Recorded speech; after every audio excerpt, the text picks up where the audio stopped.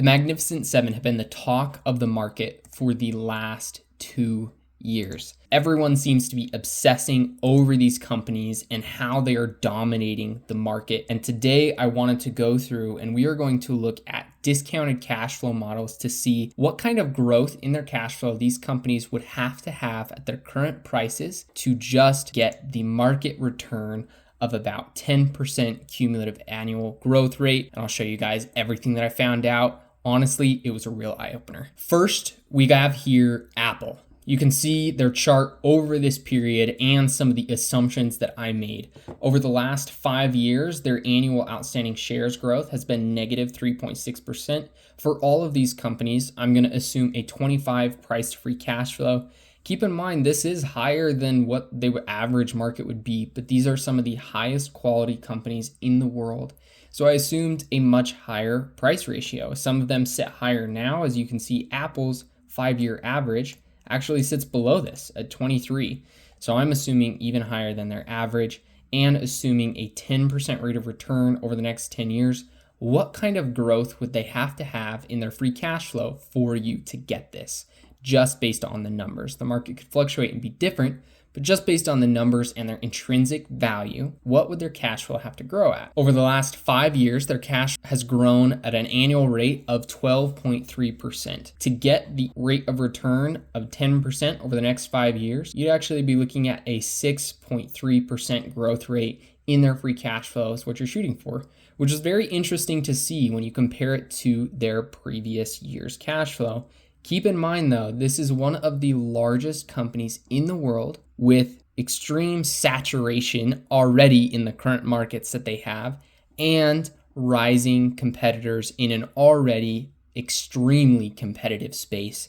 So keep that in mind, but it was very interesting to see that you would only need a 6.3% growth rate to get the 10% rate of return over the next 5 years. On to our next stock, Google here. You can see the assumptions that were made, a negative 2% growth rate in their outstanding shares, which is their 5-year average, a 25 price to free cash flow ratio. Their average over the last 5 years is 26.39.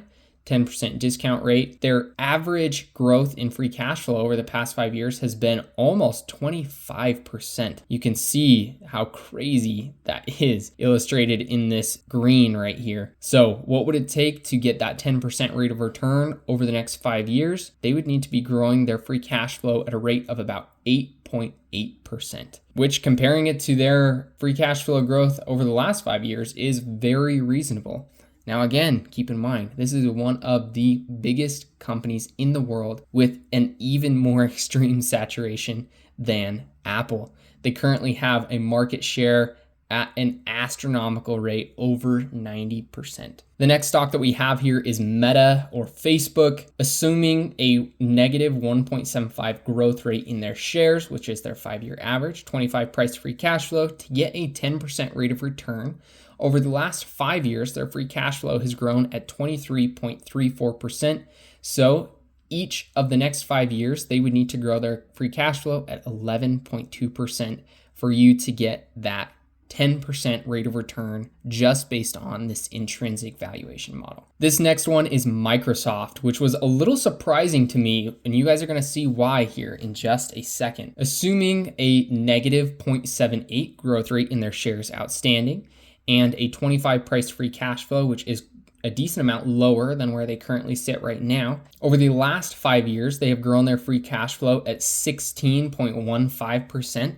But to get that 10% rate of return over the next 5 years, you would need them to grow their free cash flow at 23.5%. Guys, this is already the largest company in the world by market cap currently. And to me, this might look a little hard for them to do. Currently, they sit at $67.45 billion in free cash flow. In 5 years, that would mean their free cash flow sits at just about $200 billion. That's in free cash flow, and that is monster. That might be a high target for them to hit, but again, this is just kind of an overview. You can take it with what you think and what you think is appropriate for these companies. Next, we have Amazon. The assumptions made over the last 5 years, they have a 1.2% growth rate in their shares outstanding. We're going to assume the same. a 25 price to free cash flow, which is far below where they currently sit right now. Over the past 5 years, they've grown their free cash flow by about 13.25%. Keep in mind, this does take into account some major drops, so I think it's a little understated. And also keep in mind that this company was focused on growth, not profitability, until recently with the CEO change away from Jeff Bezos. So keep that in mind. For you to get an annual growth rate of 10%, you would want them to grow their free cash flow at 31.1% annually for the next 5 years, which is a crazy number. But I think it's a little bit more doable than maybe the number looks like, just because they have not been focusing on profitability until recently. So take that with what you think. That is a serious growth rate over the next 5 years though. Next, we have NVIDIA. Over the last 5 years, their outstanding shares have grown just barely at 0.24% per year, assuming a 25 price to free cash flow.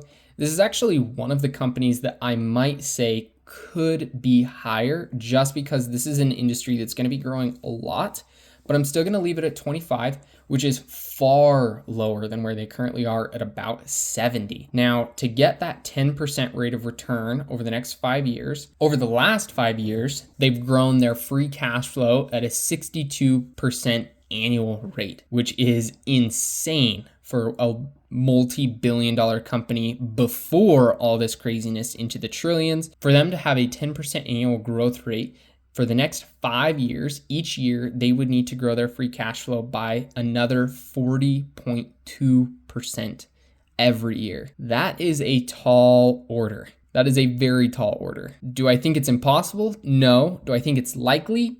No. But again, take that with what you will. This is what they would have to do to have an intrinsic valuation at a 25 price to free cash flow ratio to get a 10% rate of return over the next 5 years. Lastly here, guys, we have Tesla. Over the last 5 years, they have grown their shares outstanding by 6.2% annually. It's one of the only Magnificent Seven that we saw here that had meaningful share dilution for their current shareholders, which means Tesla is still issuing shares. So if you owned 1% of the company, you are continually owning a smaller and smaller piece because they are issuing more shares and sending them out to buyers. Now, with that said, they have currently giving them a 25 price to free cash flow. They currently sit at about 150, which is pretty insane considering this is a car company. They get basically 90% of all of their revenue and free cash flow from selling cars. To get a 10% cumulative annual growth rate over the next 5 years, they would need to grow their free cash flow 61.3%